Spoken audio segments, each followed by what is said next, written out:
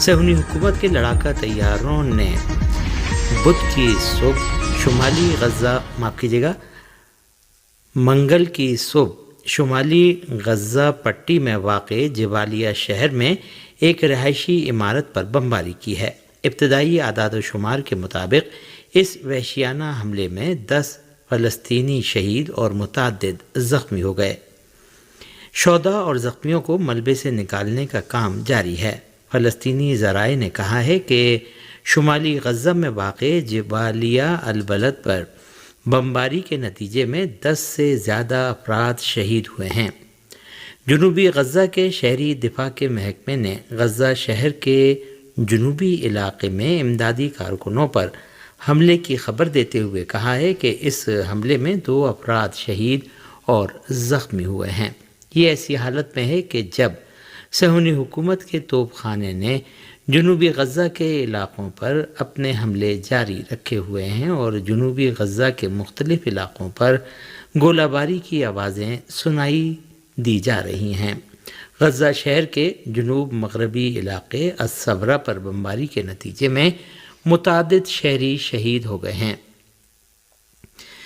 فلسطینی ذرائع کا کہنا ہے کہ اسرائیلی لڑاکا طیاروں نے شمالی غزہ میں واقع بیت لاہیہ شہر پر شدید بمباری کی ہے۔ غزہ پٹی کی امداد و نجات تنظیم نے آج ایک بیان میں کہا ہے کہ صہیونی لڑاکا طیاروں نے غزہ شہر کے جنوب مغربی علاقے میں شہداء کی لاشوں کو ملبے سے نکالنے اور زخمیوں کی مدد کرنے والے امدادی کارکنوں پر بمباری کی ہے۔ یہ امدادی کارکن الصبرا میں واقع رہائشی عمارت پر صہیونی لڑاکا طیاروں کی بمباری میں زخمی ہونے والوں کی امداد کر رہے تھے۔ اس حملے میں 3 امدادی کارکن زخمی اور 1 امدادی کارکن شہید ہو گیا، جس کے بعد غزہ پٹی میں صہیونی حکومت کے حملوں کے نتیجے میں شہید ہونے والے امدادی کارکنوں کی تعداد 87 ہو گئی ہے۔ صہیونی ذرائع نے مقبوضہ فلسطینی سرزمینوں میں حزب اللہ لبنان کے متعدد ڈرونز کی پروازوں کی خبر دی ہے۔ صہیونی ذرائع نے رپورٹ دی ہے کہ ایک ڈرون الجلیل غربی کی فضا میں داخل ہوا، جس کے بعد مختلف علاقوں میں خطرے کے سائرن بجنا شروع ہو گئے۔ خبری ذرائع کا کہنا ہے کہ متعدد ڈرون مقبوضہ فلسطینی سرزمین کے مختلف علاقوں کی فضاؤں میں داخل ہوئے، جس کے بعد نہاریہ، عکا اور حیفا میں خطرے کے سائرن بجنے لگے۔ اسرائیلی فوج نے بھی کہا ہے کہ ایک مشکوک شے لبنان کی سرزمین سے پھینکی گئی ہے، جس کے باعث خطرے کا سائرن بجایا گیا۔ صہیونی فوج اس شے کا تعاقب کر رہی ہے۔ یدعوت ہارینوت نے اس خبر کی تصدیق کرتے ہوئے لکھا ہے کہ لبنان سے ایک ڈرون مقبوضہ سرزمین کی جانب مسلسل پرواز کر رہا ہے۔ صہیونی حکومت کے چینل 12 نے رپورٹ دی ہے کہ فوج کا خیال ہے کہ لبنان کی سرزمین سے متعدد ڈرون مقبوضہ فلسطینی سرزمین کی فضاؤں میں داخل ہوئے ہیں۔ صہیونی حکومت کے چینل 14 نے کہا ہے کہ لبنان کی سرزمین سے 2 ڈرون جلیل غربی کے علاقے میں واقع ایک عمارت پر گرے ہیں۔ اس حملے میں اس عمارت کو خاصا نقصان پہنچا ہے۔ لبنان کے خلاف زمینی حملہ شروع ہونے کے بعد سے اب تک 110 صہیونی فوجی ہلاک اور 1050 دیگر زخمی ہو چکے ہیں۔ تحریک استقامت کے آپریشنل روم نے سرزمین لبنان کو زمینی جارحیت کا نشانہ بنانے کے نتیجے میں صہیونی دشمن کو پہنچنے والے نقصانات کے نئے اعداد و شمار جاری کیے ہیں۔ تحریک استقامت کے آپریشنل روم نے ایک رپورٹ میں جنوبی لبنان کے زمینی مورچوں کی صورتحال میں آنے والی تبدیلیوں اور جنگ کی میدانی حقیقت کا جائزہ لیتے ہوئے اعلان کیا ہے کہ 1 اکتوبر کو جب سے غاصب صہیونی حکومت نے لبنان کے خلاف زمینی کارروائیوں کا آغاز کیا ہے، اب تک صہیونی دشمن کو سخت خمیازہ بھگتنا پڑا ہے اور 110 صہیونی فوجی اور فوجی افسران ہلاک اور 1050 دیگر صہیونی فوجی و فوجی افسران زخمی ہو چکے ہیں۔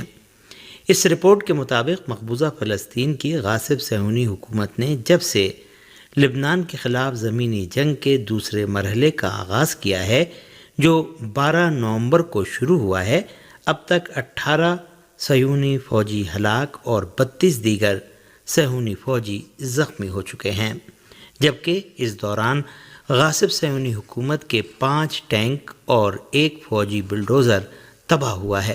تحریک استقامت کے آپریشنل روم نے اعلان کیا ہے کہ صہیونی دشمن کی جانب سے لبنان کے خلاف زمینی فوجی جارحیت کے آغاز سے اب تک اس غاصب حکومت کے 48 مرکبہ ٹینک، 9 فوجی بلڈوزر، 2 فوجی گاڑیاں، 2 بختر بند گاڑیاں اور 2 فوجیوں کو منتقل کرنے والی گاڑیاں تباہ ہو چکی ہیں۔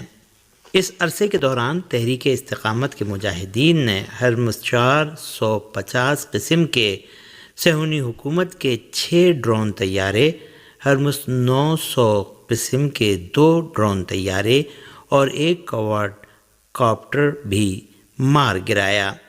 تحریک استقامت کے آپریشنل روم نے اعلان کیا ہے کہ صہیونی حکومت کو پہنچنے والے ان نقصانات میں وہ نقصانات شامل نہیں ہیں جو صہیونی فوجی اڈوں، صہیونی فوجی ٹھکانوں اور فوجی مراکز کو نشانہ بنائے جانے کے نتیجے میں صہیونی فوج کو جانی و مالی نقصان پہنچا ہے۔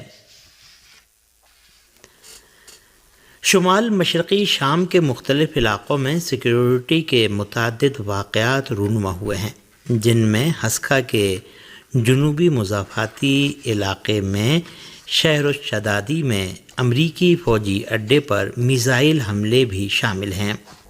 المیادین کی رپورٹ کے مطابق امریکی فوجی اڈے پر میزائل حملہ شہر الشدادی میں الجبسہ کے مزدوروں کے رہائشی کمپلیکس میں شامی فوجی مشقوں کے موقع پر انجام پایا۔ ان ذرائع کا کہنا ہے کہ شامی فوج کی ایک چیک پوسٹ نے بھی 4 گاڑیوں پر مشتمل امریکی فوجی قافلے کو جو قامشلی کے مضافاتی علاقے تل الزہب کی طرف جا رہا تھا روک دیا۔ اس سلسلے میں روسی خبر رساں ادارے نے دیر الظہر کے مشرقی مضافاتی علاقے الامر آئل فیلڈ میں امریکی فوجی اڈے میں خوفناک دھماکہ ہونے کی بھی خبر دی ہے۔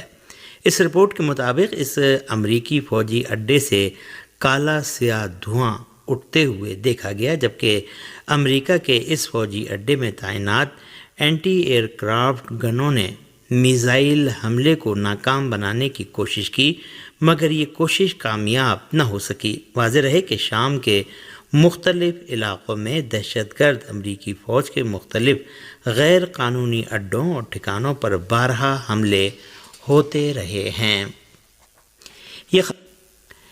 پاکستان کے صوبے خیبر پختونخوا کے ضلع بنوں میں دہشت گردوں کی جانب سے سیکورٹی فورسز کی چیک پوسٹ پر حملے میں 12 فوجی اہلکار جاں بحق جبکہ 6 دیگر ہلاک ہو گئے۔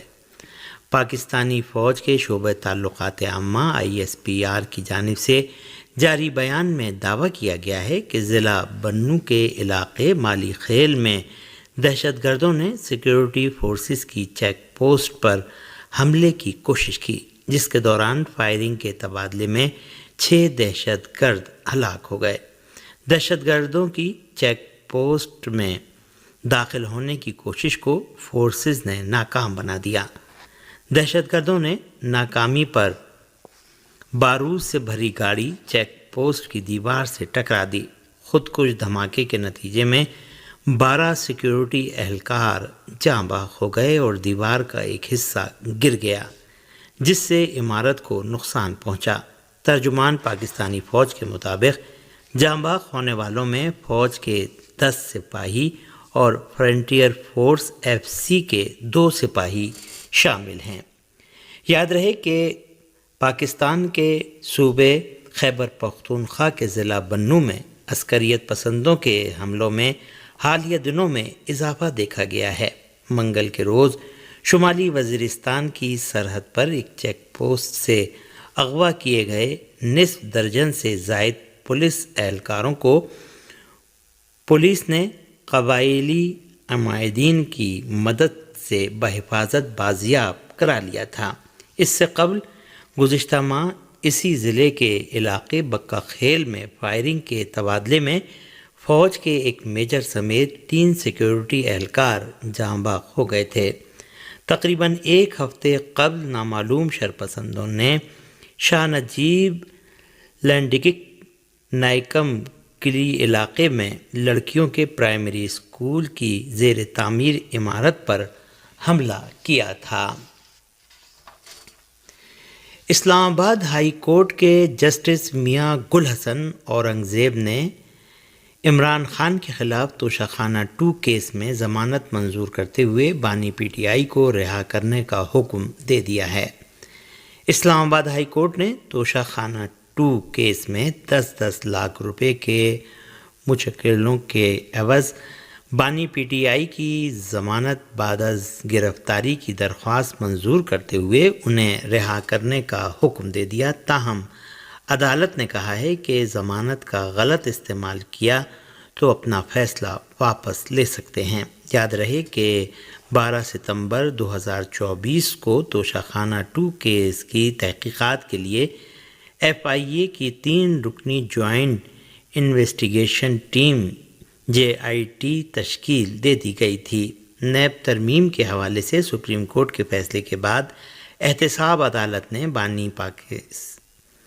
بانی پاکستان تحریک انصاف PTI عمران خان اور بشرا بیوی کے خلاف توشہ خانہ 2 ریفرنس نیب سے FIA کو منتقل کر دیا تھا۔